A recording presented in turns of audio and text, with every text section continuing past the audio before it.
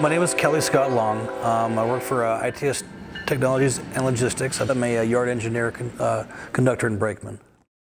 What you have to look at now is not where we are now. What the future is, you have to look to your past. Everybody that goes to El Paso now sees the Dallas yard, the Alfalfa yard, the River yard. There's the depot out in Santa Teresa. I mean, that's all huge. That's not the way it started, though. In June of 1898 is when it first started here in El Paso, and originally it was basically a spur railroad with the El Paso and the Southwestern Railroad that was being built. And for a 20-mile stretch of rail from here to the New Mexico border, for at the time a huge amount of money, $300,000. That money today is over $8.3 million.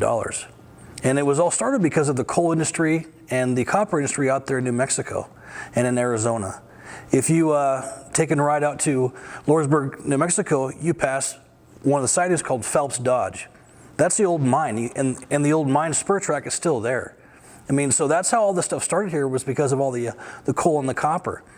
And from 1896 until 1937, when the coal prices took a dive after World War II, that's when they started losing their market.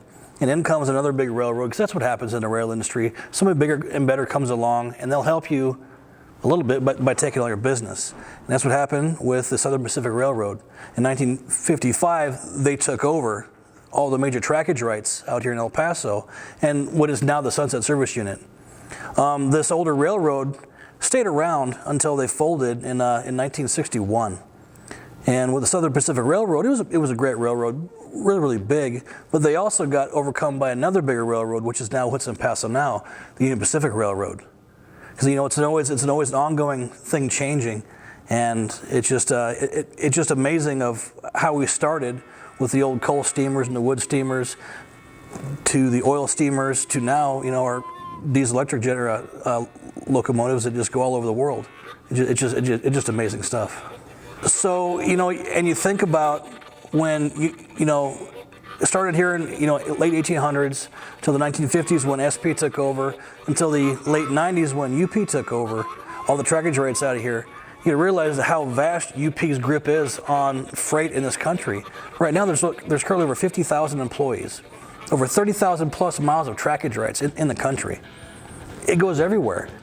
The history is just amazing when you look at it.